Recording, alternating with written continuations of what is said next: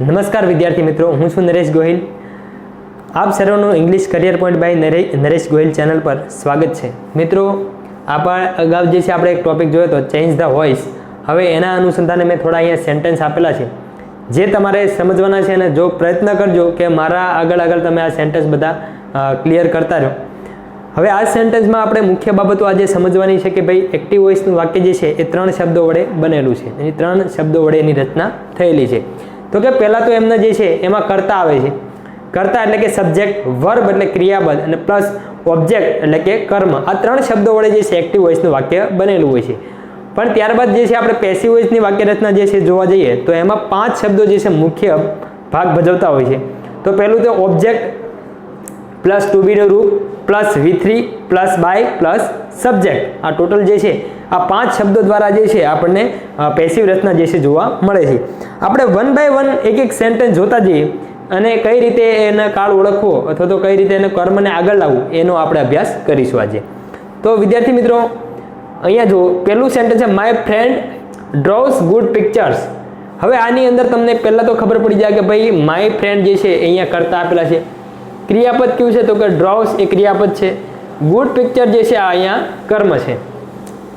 હવે જ્યારે કર્મને આપણે આગળ લાવીએ એટલે કે ગુડ પિક્ચર, તો ગુડમાંથી જી જે છે કેપિટલ કરવાનો, ગુડ પિક્ચર, ગુડ પિક્ચર્સ. હવે ગુડ પિક્ચર આવે એટલે અહીંયા આંગળી રાખીને ઊભું રહી જવાનું કે ભાઈ હવે ડ્રોઝ ક્રિયાપદ છે એને આપણે પૂછવાનું કે ભાઈ તું કયા કાળમાં છો. હવે ડ્રોઝ જે છે એ કહે છે હું સાદા વર્તમાન કાળનું પેલું રૂપ છું કે વર્બનું રૂપ છે, બરોબર, SES વાળું રૂપ છે. હવે ડ્રોઝ આવેલું છે એટલે હવે અહીંયા આપણે ડ્રોઝ આ પિક્ચર્સના આધારે ટુ બીનું રૂપ મૂકવાનું છે. મેં કીધું ને ઓબ્જેક્ટમાં આપણે ટોટલ 5 ફેરફારો કરતા હોઈએ છીએ. તો હવે ગુડ પિક્ચર્સ જે બહુવચન છે એટલે ટુ બીનું રૂપ ડ્રોવ્સના આધારે મૂકો, સાદા વર્તમાન કાળના આધારે ટુ બીનું રૂપ મૂકો તો એમિઝારમાંથી આવે. હવે ગુડ પિક્ચર્સ એ બહુવચન છે તો એમિઝારમાંથી કયું આવશે તો કે અહીંયા આવશે આર. ત્યારબાદ હવે ડ્રોવ્સનું થર્ડ ફોર્મ જે છે આપણે મૂકવાનું છે એટલે કે V3 મૂકવાનું છે એનું ભૂતકૃદંતનું રૂપ. તો અહીંયા આવશે ડ્રોવન. ગુડ પિક્ચર્સ આર ડ્રોવન બાય પ્રત્યય લગાડીને કર્તાને જોડવાનું છે, માય ફ્રેન્ડ.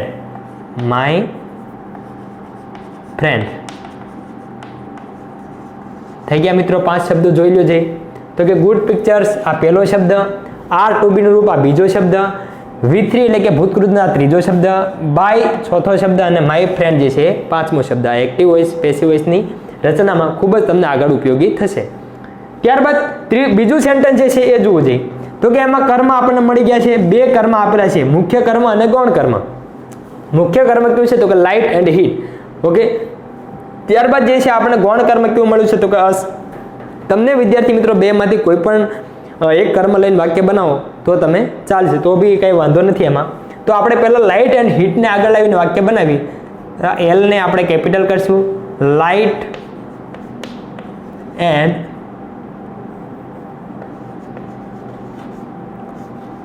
હીટ.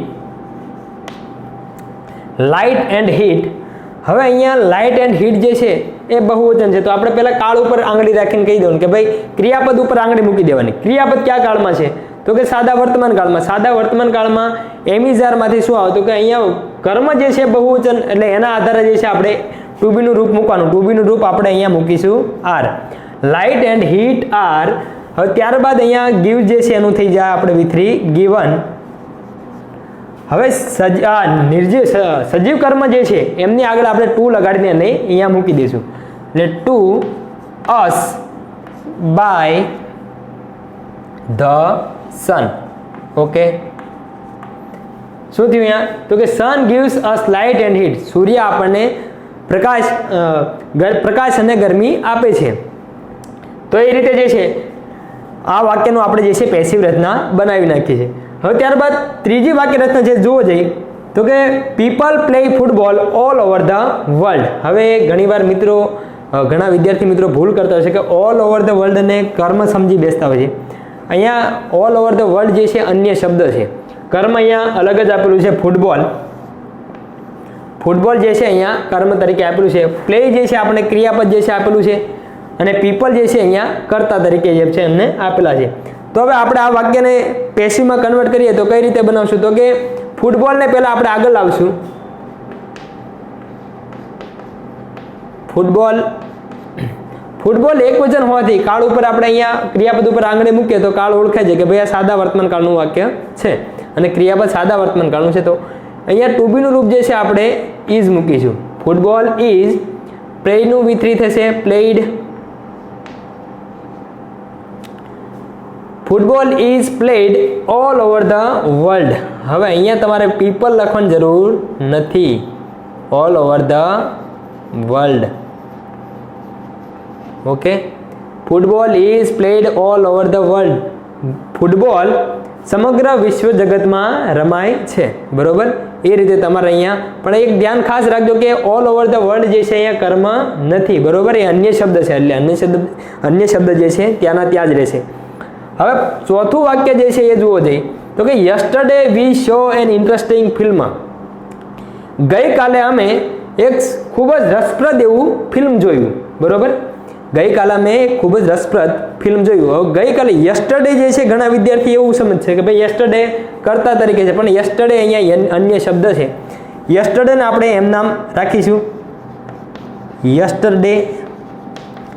અન્ય શબ્દ જે છે યસ્ટરડે ટુડે હોય તો આપણે એને એમ નામ રાખીશું. વી શો એન ઇન્ટરેસ્ટિંગ ફિલ્મ. હવે અહીંયા તમારે જે છે કર્મ ગોતવાનું છે. તો કે ભાઈ કર્મ કયું છે તો કે એન ઇન્ટરેસ્ટિંગ ફિલ્મ. તો an interesting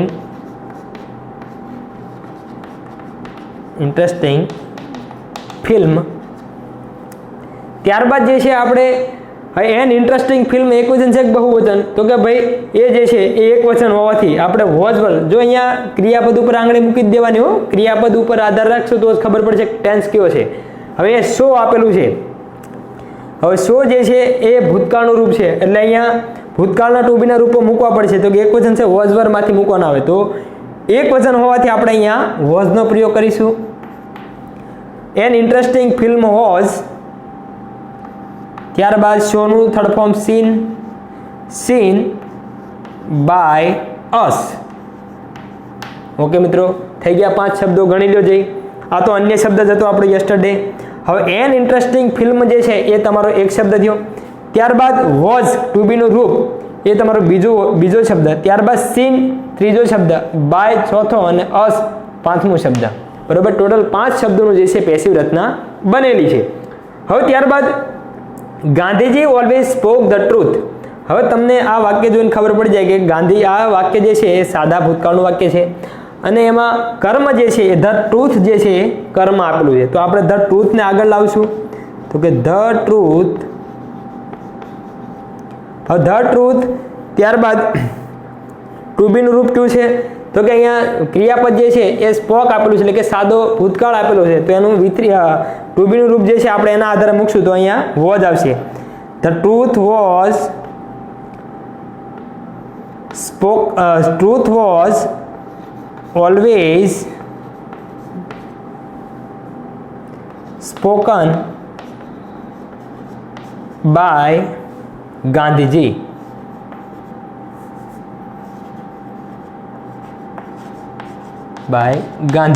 okay, the truth was always spoken by Gandhiji. Gandhiji દ્વારા હંમેશા સત્ય બોલાતું. ઓકે, તો અહીંયા શું કહે છે કે ભાઈ 5 શબ્દોનું જે છે આ પેસિવ રચના જે છે બની ગઈ છે. નેક્સ્ટ આપણે સેન્ટેન્સ જોઈશું તો કે India won the match yesterday. હવે ઇન્ડિયા જે છે એ ગઈકાલે ક્રિકેટ મેચ જીતી ગઈ. ઓકે, તો હવે આપણે જ્યારે આપણે વાક્યને પેસિવમાં કન્વર્ટ કરીએ ત્યારે આપણે કર્મ જે છે એને શોધવું ખૂબ જ અગત્યનું છે. તો કે ધ મેચ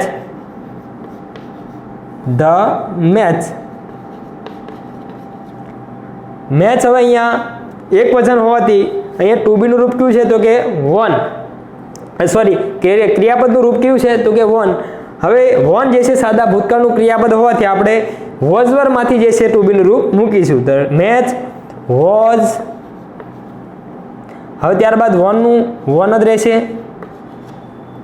વિન વોન એટલે વોન જે છે ભૂતકૃદંત પણ એનું વોન જ થાય. The match was won by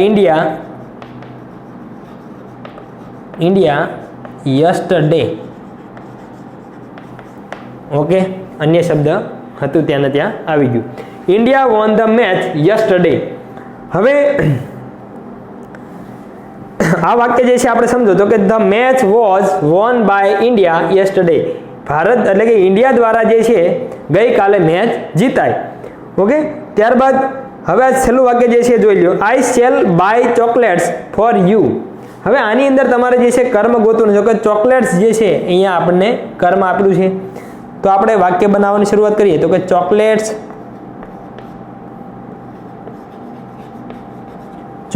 અહીંયા બહુવચન છે.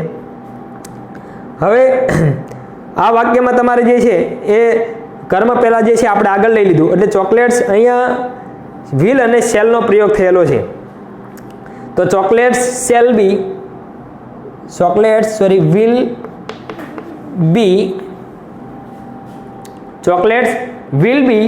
હવે અહીંયા બાય જે આપેલું છે બાયનું બોથ. હવે અહીંયા જો સેલ અથવા વિલ આપેલું હોય તો આપણે જે છે એની સેલ અથવા વિલની સાથે આપણે બીનો પ્રયોગ કરતા હોય છે. તો ચોકલેટ્સ વિલ બી બાયનું થર્ડ ફોર્મ થશે બોટ બાય મી અને ફોર યુ. ઓકે, અન્ય શબ્દ ફોર યુ જે છે એ અન્ય શબ્દ હતા. Chocolates will be bought by me for you. Okay, તો આ રીતે જે છે આપણા વાક્ય જે છે એ બનેલા હતા. અહીંયા એક ખાસ બાબત ધ્યાન રાખજો, જ્યારે અહીંયા સેલ અથવા વિલ આપેલું હોય ત્યારે જ્યારે પેસિવની વાક્ય રચના બને ત્યારે ટુ બીનું રૂપ જે છે મૂકવાનું આવે એટલે એને કોઈ ટુ બીના રૂપ નથી. એટલે સેલ સાથે બી અને વિલ સાથે બી જે છે આપણે મૂકતા હોઈએ છીએ. ત્યારબાદ V3 મૂકવાનું. V3 પ્લસ બાય અને પ્લસ કર્તાને જોડી દેવાના. અન્ય શબ્દ હોય એ એમના એમ રહી જશે. વિદ્યાર્થી મિત્રો, 3 પ્રશ્નો જે છે અહીંયા બીજા પણ આપેલા છે જેથી કરીને ટોટલ 10 પ્રશ્નો દ્વારા જે છે તમને ખૂબ જ રસપ્રદ માહિતી જે છે આમાંથી મળશે. 8મું નંબરનું પ્રશ્ન જે છે આપણે જોવા જઈએ. He will help us next week. એટલે કે તેણે મને ગયા અઠવાડિયે મદદ કરી હતી. બરોબર, એટલે હવે જો તે મને ગયા અઠવાડિયે મદદ કરશે. હવે નેક્સ્ટ વીક. હવે અહીંયા સાદા ભવિષ્યકાળનું વાક્ય છે એટલે વિલ આપેલું છે. જો અહીંયા તો વિલ સાથે આપણે સમજેલા કે વિલ સાથે વિલ હોય અથવા તો શેલ હોય એમની સાથે આપણે પેસિવ રચના હોય ત્યારે એમાં બીનો ઉપયોગ કરવાનો. કારણ કે એના પોતાનું જે છે એ ટુ બીનું રૂપ નથી એટલે વિલ સાથે આપણે બીનો પ્રયોગ કરીશું. તો હવે આપણે એની અંદર જે છે આપણે પહેલાં તો કર્મ જે છે એમને આગળ લાવવાનું છે. એટલે કે કર્મ કયું આપેલું છે તો કે અસ જે છે આપણને અહીંયા કર્મ આપેલું છે. તો અસને આગળ લાવો તો શું થાય તો કે અસને આગળ લાવીએ એટલે વી થઈ જાય. વી હવે કાળ કયો છે તો કે સાદો ભવિષ્યકાળ છે. તો હવે જ્યારે સાદો ભવિષ્યકાળ હોય એટલે વી સાથે જે છે શેલનો પ્રયોગ કરીશું. વી શેલ પ્લસ આપણે એની સાથે બી ઉમેરીશું. વી શેલ બી. ત્યારબાદ હવે અહીંયા હેલ્પનું જે છે આપણે V3 કરવાનું એટલે કે હેલ્પડ બાય હીનું કરશું હિમ અને નેક્સ્ટ વીક જે છે એ આપણે એમના અન્ય શબ્દમાં રહેવા દઈશું. સમજો મિત્રો, હવે અહીંયા તમે કહેશો કે વી સાથે શેલ, અહીંયા હી સાથે વિલ કેમ? તો કે આપણે જ્યારે કર્તા તરીકે આઈ અથવા તો વી હોય ત્યારે એમની સાથે જે છે આપણે શેલનો પ્રયોગ કરતા હોઈએ છીએ. એટલા માટે અહીંયા વી આવ્યું. વી સાથે આપણે શેલનો પ્રયોગ કર્યો અને શેલ સાથે આપણે બીનો યુઝ કરેલો છે. We shall be helped by him next week. Okay, then next sentence જોઈ લઈએ તો કે we should grown more and more trees. આપણે વધુ ને વધુ વૃક્ષો જે છે ઉગાડવા જોઈએ. બરોબર, તો અહીંયા હવે જુઓ તમે આપણે અહીંયા કર્મ જે છે એને ઓળખવાનું છે. તો કે કર્મ કયું છે આપણું? મોર એન્ડ મોર ટ્રીઝ. તો હવે આપણે એને વાક્યમાં કન્વર્ટ કરીએ તો કે મોર એમ કેપિટલ થશે. મોર એન્ડ મોર ટ્રીઝ.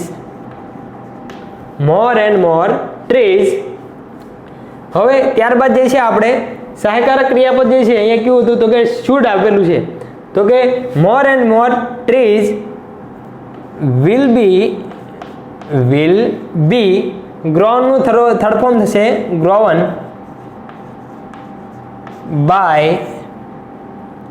બાય વીનું થશે અસ બાય અસ. ઓકે, તો અહીંયા સુધી આપણું વાક્ય 5 શબ્દોનું જે છે બની ગયું. તો કે મોર એન્ડ મોર ટ્રીઝ આ આપણું કર્મ હતું એક શબ્દ. ત્યારબાદ વિલ બી જે છે એ આપણો બીજો શબ્દ એટલે કે એને ટુ બી જે છે એમની સાથે આપણે યુઝ કરેલું છે. ત્યારબાદ ગ્રોન એ V3 છે થર્ડ થર્ડ વર્ડ ત્યારબાદ બાય પ્રત્યય લગાડો અને અસ આપણે જે છે કર્તાને વી હતું તો વીનું અહીંયા કર્તા તરીકે કર્મમાં લાવે એટલે એનું અસ થઈ ગયું.